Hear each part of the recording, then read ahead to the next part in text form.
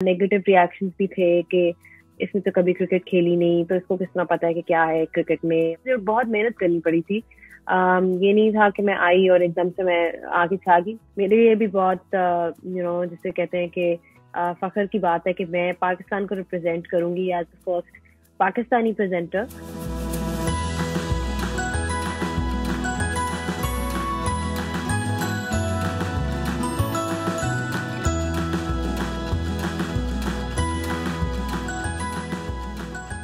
Anyone to get there, I think is a special achievement. So मेरे लिए भी बहुत जिसे कहते हैं कि फख्र की बात है कि मैं पाकिस्तान को रिप्रेजेंट करूंगी as the first Pakistani presenter. मैं अक्सर देखती हूँ कि लड़कियां इस फील्ड में आती हैं और वो ज्यादा जो फोकस है वो ये होता है कि जी मेरे बाल कैसे लग रहे हैं और मेरा मेकअप कैसा लग रहा है और मेरी लाइनर कैसा लग रहा है, जिस तरह से लड़कियों को शौक होता है।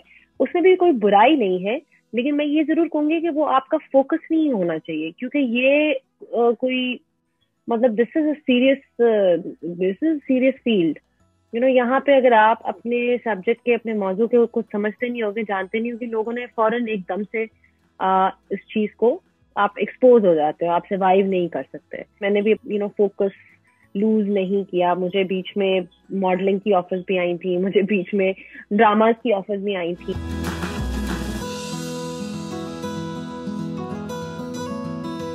हमेशा से बचपन से शौक था, मैं मैचेस सारे देखती थी। मैं खुद जाके कदाफी स्टेडियम में मैचेस देखती थी एज अ चाइल्ड, जब उस टाइम पे उस तरह की रिस्ट्रिक्शन नहीं थी एंड इजी था। सो आई थिंक मेरे लिए it was a passion that I manage to follow. I was lucky कि मैं अपने पैशन को उस तरह से फॉलो कर रही हूँ।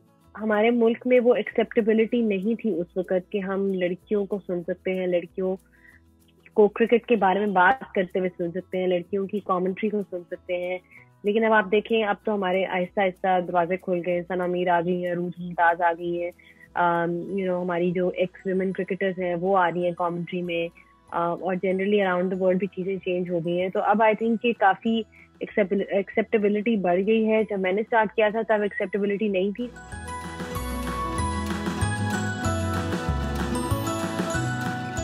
माइकल स्लेटर के साथ मैंने काफी पीएसएल किए हैं और वो ऑस्ट्रेलिया के एक्स प्लेयर हैं। उनका अंदाज बहुत अच्छा है, उनकी डिलीवरी बहुत अच्छी है, उनकी नॉलेज बहुत अच्छी है। So it's always I learn a lot from him.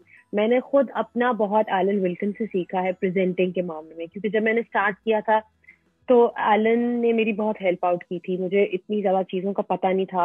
He told me कि इसको इस तरह नहीं, इस तरह कर दो, इस चीज को ऐसे नहीं, ऐसे बोलो। तो जो जो चीजें उन्होंने मुझे बताई वो मैंने अपने काम में इनकॉर्पोरेट की। और कौन सा एक मैच है जो आप बार बार देखती हैं और क्यों देखती हैं, किस क्रिकेटर की परफॉर्मेंस की वजह से देखती हैं? वो तो होगा ही चैंपियंस ट्रॉफी का फाइनल, जिसमें पाकिस्तान ने इंडिया को हराया था 2017 में। आई डोंट थिंक कि उससे बड़ी कोई, और मैं उस मैच में प्रेजेंट थी। I was covering that match from a media perspective and मुझे याद है कि जब पाकिस्तान जीत रहा था, कुछ एक दो विकेटें रह गई थी, तो हम सारे मीडिया बॉक्स से शिफ्ट होके हम क्राउड में चले गए थे जहां पाकिस्तानी थे, ताकि हम उनके साथ सेलिब्रेट कर सकें।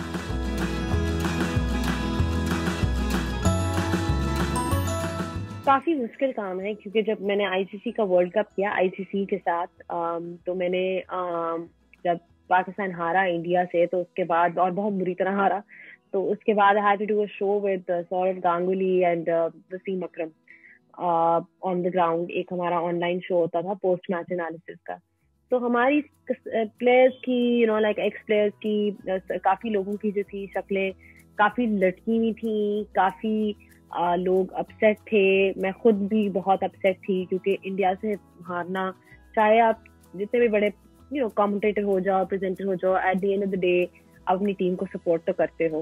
And who is your favourite player? आजकल तो मेरा ख्याल से बाबर आजम ही होगा, the way he is playing right now. He is I think Pakistan में अगर मोहम्मद यूसुफ के बाद कोई बैट्समैन आया है या इंजमाम के बाद कोई बैट्समैन आया है, it is Babar Azam. He is winning matches for Pakistan now.